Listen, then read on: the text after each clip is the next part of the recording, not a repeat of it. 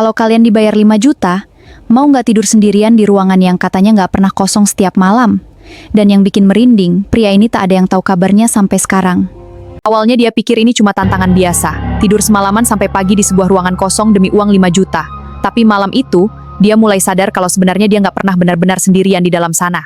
Pria berjas itu memberiku uang 5 juta rupiah tunai malam ini. Dia menyuruhku mengunci pintu bangsal dari dalam, menatapku dengan mata yang nyaris melotot penuh teror, dan memohon dengan suara bergetar pelan, agar aku sama sekali tidak menanggapi ketukan apapun yang berasal dari dalam lemari kamar. Uang ini terlalu besar untuk pekerjaan yang tampaknya hanya mengharuskanku tidur semalaman di sebuah ruangan. Namun, tatapan ketakutan pria itu seolah mengisyaratkan sebuah rahasia gelap, menyiratkan bahwa aku baru saja menjual nyawaku sendiri dengan harga yang sangat murah. Gedung rumah sakit tua ini sudah lama ditinggalkan dan ditutup rapat sejak awal tahun 90-an karena sebuah tragedi misterius. Desas-desus mengatakan bahwa tempat ini tidak pernah benar-benar kosong dari penghuninya yang tak kasat mata. Aku melangkah perlahan melewati gerbang besi yang berderit nyaring, menembus keheningan malam yang menusuk tulang hingga ke sumsum. Angin malam membawa bau obat-obatan busuk, darah kering, dan sesuatu yang lapuk termakan usia. Setiap langkah kakiku di halaman aspal yang retak ini terasa seperti langkah pasti menuju liang lahat. Lorong bangsal isolasi ini membentang jauh ke dalam kegelapan, bagaikan tenggorokan monster raksasa yang siap menelanku hidup-hidup. Suara langkah kakiku menggema berulang-ulang, memantul dari dinding-dinding yang catnya telah lama mengelupas, seperti kulit mati yang membusuk. Cahaya senterku dengan susah payah menembus kegelapan, memperlihatkan kursi roda yang terbuling dan ranjang-ranjang besi berkarat di sepanjang jalan.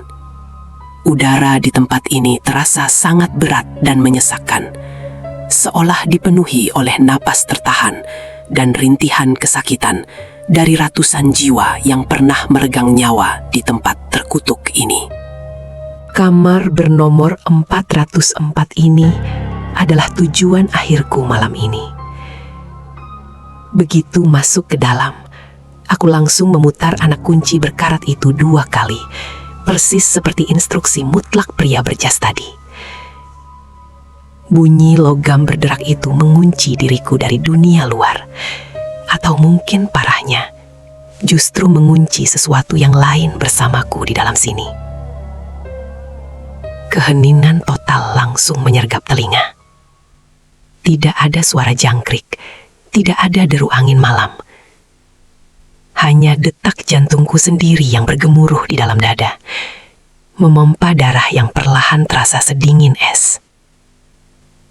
Di sudut ruangan yang lembab, tepat di hadapan ranjang besi tempatku harus tidur, berdiri sebuah lemari kayu jati kuno yang menjulang tinggi. Warnanya hitam pekat, seolah menelan sisa cahaya remang-remang yang tersisa di ruangan ini. Seketika itu juga, aku teringat peringatan pria tersebut. Jangan pernah menanggapi ketukan dari dalam lemari. Pikiranku mulai bermain-main secara liar, membayangkan entitas apa yang mungkin sedang meringkuk di balik pintu kayu tebal itu. Bernafas dalam kegelapan, menanti dengan sabar saat aku mulai terlelap dan lengah. Aturan eksperimen ini terdengar sangat sederhana. Aku hanya perlu tidur tenang sampai pagi menjelang.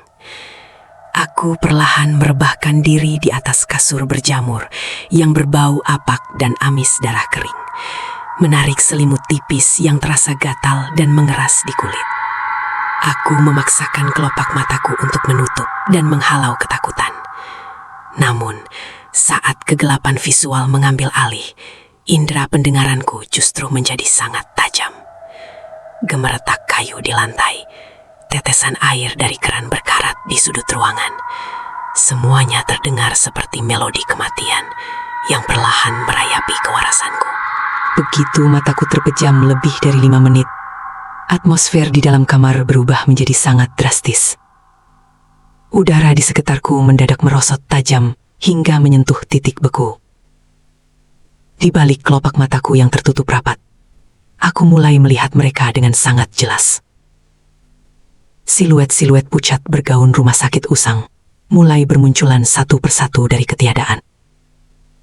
Mereka berdiri tegak, terdiam membisu, menghadap tepat ke arahku.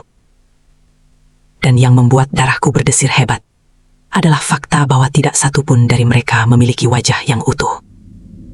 Hanya daging rata yang pucat pasi. Aku tersentak kaget dan langsung membuka mata lebar-lebar, menarik napas panjang dan memburu, seolah baru saja tenggelam di dasar lautan. Ruangan ini ternyata kosong. Tidak ada siapa-siapa di sekeliling ranjangku. Hanya ada aku, ranjang usang ini, dan lemari sialan itu yang masih berdiri kokoh di sudut sana. Aku berusaha keras meyakinkan diriku sendiri bahwa itu hanyalah halusinasi visual akibat kelelahan dan tekanan mental yang berat. Bahwa otakku sedang mempermainkanku karena sugesti cerita seram. Namun, hawa dingin yang menusuk tulang itu masih tertinggal sangat pekat di udara. 3 ketukan pelan menggema tajam memecah keheningan malam yang mencekam. Jantungku serasa berhenti berdetak saat itu juga.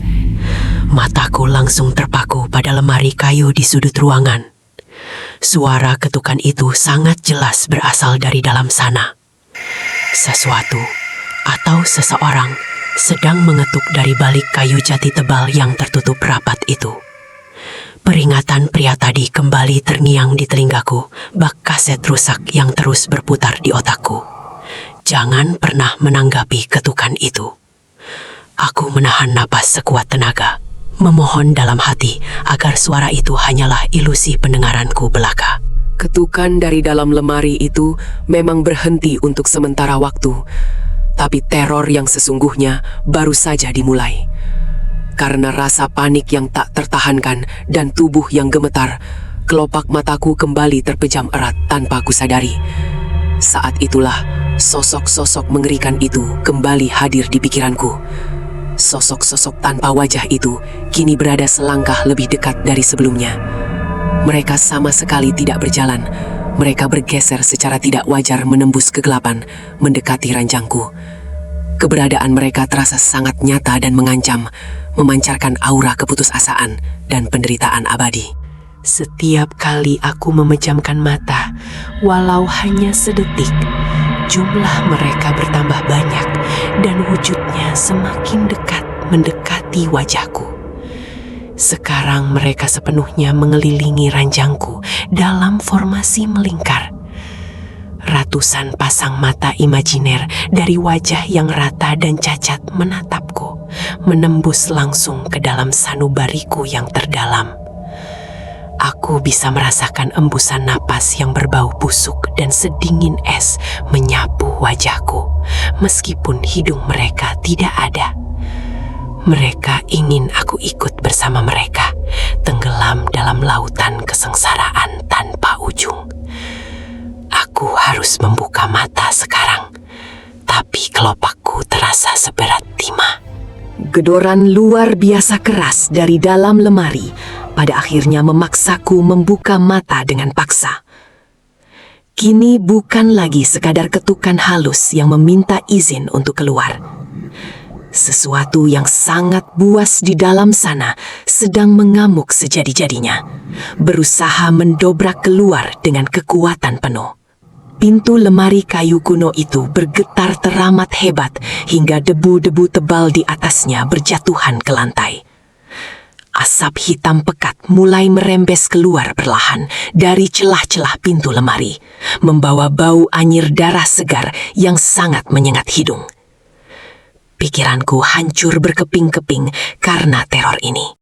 Kelumpuhan tidur atau sleep paralysis menyerangku tepat di saat yang paling krusial untuk melarikan diri. Tubuhku seolah dipaku kuat-kuat ke atas kasur berjamur ini. Aku sama sekali tidak bisa menggerakkan ujung jariku sekalipun. Suaraku tertahan rapat di pangkal tenggorokan, hanya menjadi rintihan bisu yang sangat menyedihkan. Sebuah beban gaib tak kasat mata menekan dadaku dengan kejam hingga tulang rusukku serasa akan patah berkeping-keping. Dan dari sudut mataku yang hanya bisa melirik tanpa daya, aku melihat gagang pintu lemari kuno itu mulai bergerak perlahan turun. Dari dalam kegelapan mutlak lemari yang kini terbuka menganga, menjulur perlahan sebuah tangan pucat yang kurus kering dengan kuku-kuku hitam yang sangat tajam memanjang. Tangan iblis itu mencengkram kuat pinggiran pintu, seolah menarik tubuhnya yang mengerikan keluar dari kegelapan abadi menuju duniaku. Di saat yang bersamaan, karena rasa sakit dan lelah mental yang sangat luar biasa, mataku perlahan terpejam melawan sisa-sisa kehendakku. Begitu pandanganku menggelap total, pasien-pasien tanpa wajah itu merangsek maju, merenggut kesadaranku dengan sentuhan maut mereka yang sedingin mes.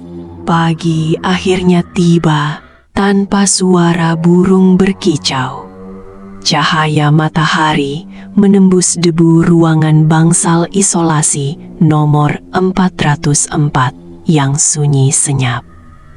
Pintu kamar masih terkunci rapat dari dalam seperti semalam.